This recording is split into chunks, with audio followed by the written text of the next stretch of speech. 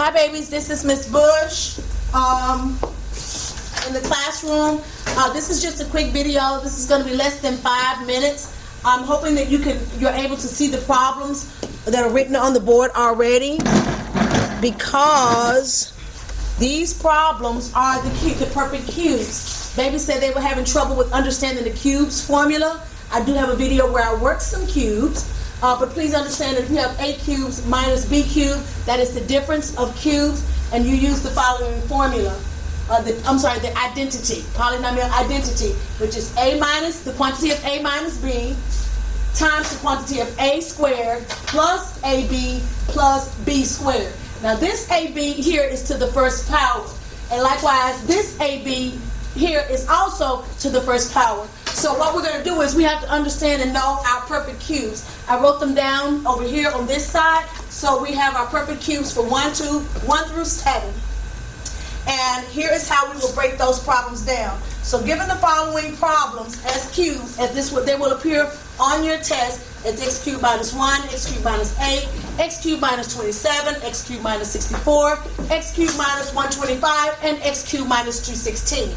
And the way you will factor those will be using this identity such that it will look like this. And I want you to follow this pattern and understand it. Now, I need you to get familiar with the identity, because you will not have this pattern on your test. You will not have all of this to go by to see the pattern. So I'm going to do one with you as we're going to look at x cubed minus 343. So again, to continue to follow that pattern,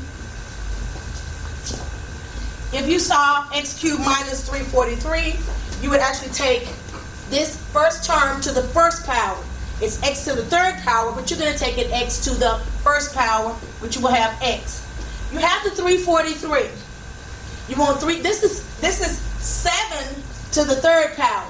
7 times 7 times 7 is 343. So it's really 7 to the third power here. But I want, according to this, I want a to the first power and b to the first power. So my first power will be 7. 7 to the first power is 7, but 7 to the third power is 343. Okay? Now, I have to factor the remaining part. The identity calls for me to take this a value. This a value, which is my x, and it says to square it. So here I have x squared.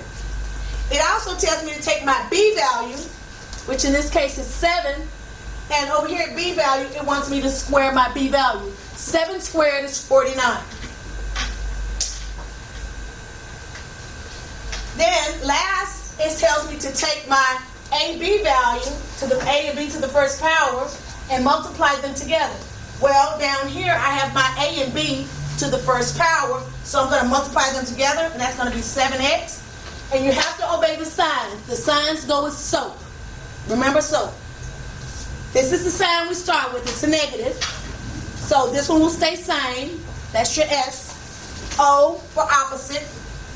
And this one is always positive. And you're done. And that's the final answer. And that is how you factor a cube.